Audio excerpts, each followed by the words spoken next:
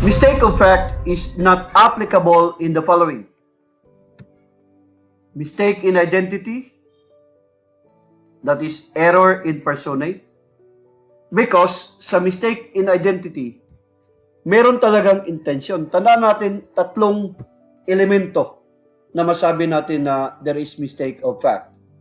Di ba yung unang elemento, there is what we call as the existence of fact, which would have been true had the facts been as the accused believed them to be. At saka pangalawa, there is the intention of the offender is lawful. In here, sa mistake of fact, hindi siya lawful. So, kagaya ng nangyari kay A, gusto niyang patayin si B.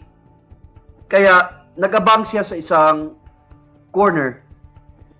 At maya-maya, may nakita siya. Gusto niya patayin si B, ha? Maya-maya, may nakita siyang kamukha ni B. Si C. Binaril niya yon. It turned out to be C, not B. Liable ba si A sa pagkamatay ni C? The answer is yes. Why? Because right from the very beginning, meron na siyang intention na pumatay. So, hindi kagaya kay Achong na wala talaga siyang intention na pumatay. Ang kanyang ginawa ay an act of self-defense. Negligence of the accused. So, hindi mag-apply. Kasi ang pangatlong elemento doon, there is no fault. And third, the accused committing culpable felony. More or less the same with negligence or prudence. There is what we call as fault. No? Either negligence or imprudence. Let us continue. The difference between mala inse and mala prohibita. So, palaging tinatanong to sa board examinations. That is why we need to understand this very clearly. Pero, mga tanong dito, hindi naman sa lahat ng item dito. Pero, may mga iilan, no? Na nakikita natin sa actual board examinations. So, dito na side ay para sa mala inse and dito mala prohibita. Una sa nature of the crime. It is said to be wrong from its nature. Ano ibig sabihin yan? Wrong na siya kaagad, no? By its nature. May batas man o wala, the act is clearly wrong, not dependent on the law. So, for example, yung pagpatay, yung pagnakaw, yung pag-rape, yun ay by nature wrong na, regardless of the law. So, hindi siya nakadepende sa law. Nagiging mali siya kahit na walang batas. No? It is not dependent on the law that makes the act wrong. Pero pagdating sa mala prohibita, it becomes wrong because it is prohibited by law. So, kung hindi siya prohibited sa batas, hindi sana siya mali. So, for example, yung illegal possession of firearms before the enactment of PD 1866, ang possession of firearm is not wrong, but it becomes wrong because of that law, illegal possession of firearms. So, PD 1866. So, it is dependent on the law that makes the act wrong. So, next, dito tayo sa good faith.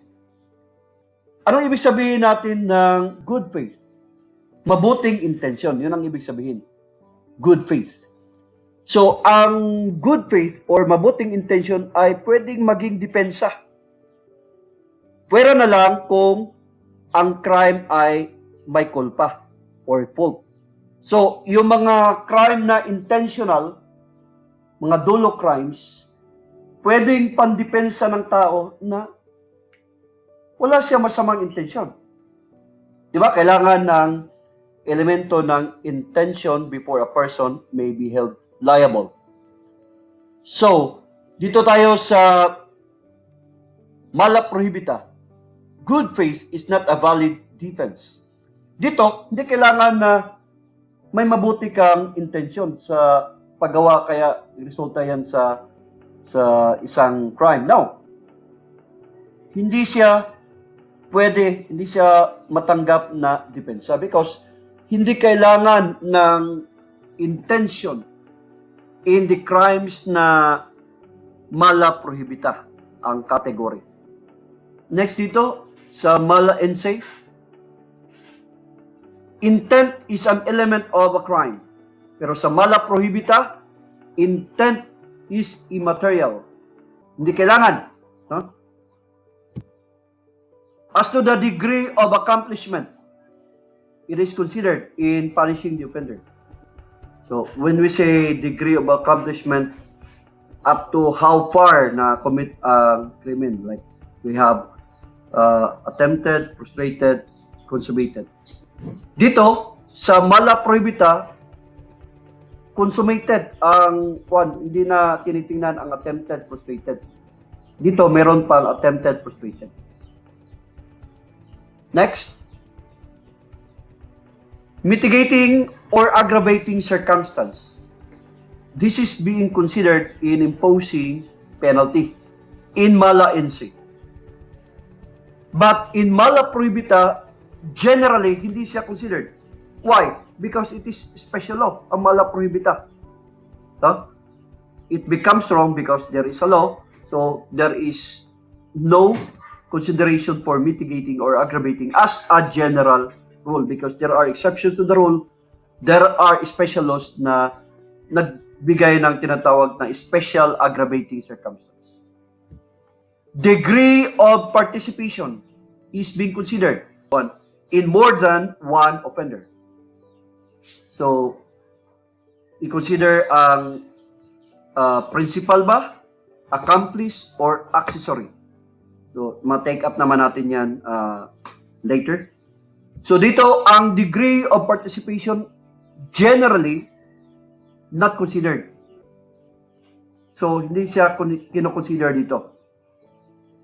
And as to the penalty, depending on the degree of participation, whether accomplice ba, accessory, or principal. In here, the penalty is the same to all offenders.